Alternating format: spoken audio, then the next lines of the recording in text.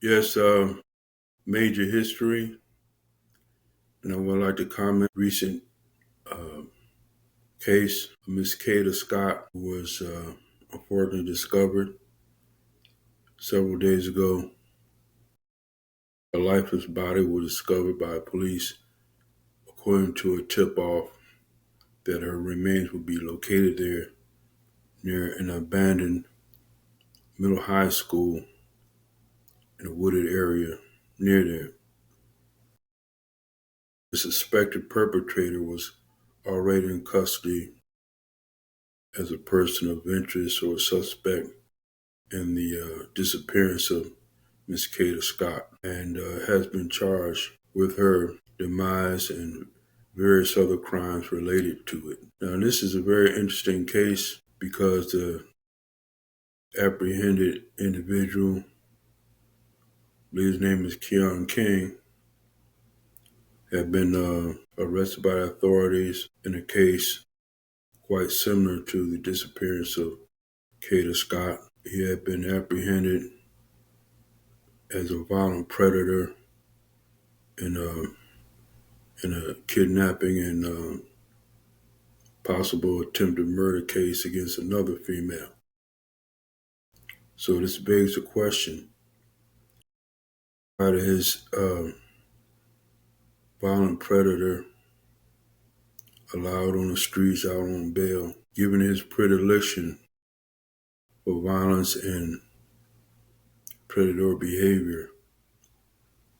And there's enough blame to go around with the courts as well as the district attorney, which gives me and others reason not for voting for this current district attorney. However, upon consideration, I asked myself, what if the racial composition had been different? What if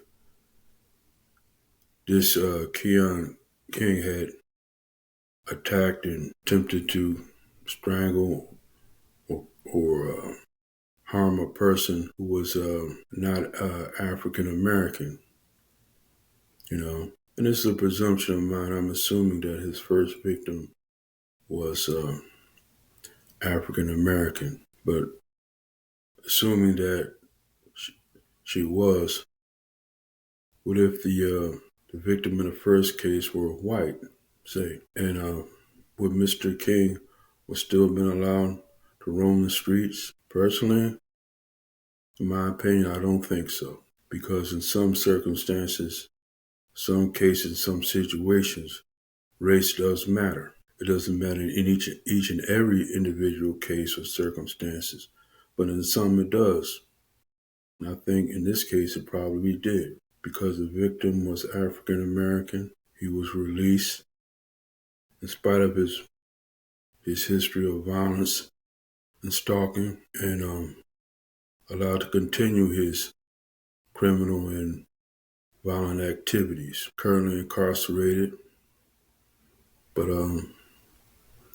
for the family of Kada Scott, it's much too late. So this is a teaching uh, situation, and I think we should all be cognizant of the fact that the system had let the family down, let Kada Scott down, and let the community as a whole down by allowing this individual to roam the streets in spite of his past violent history. And I said before, uh, given consideration, more than likely race didn't matter.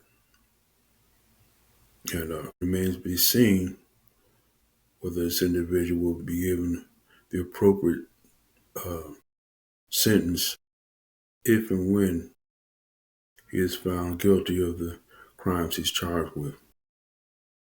Thank you, and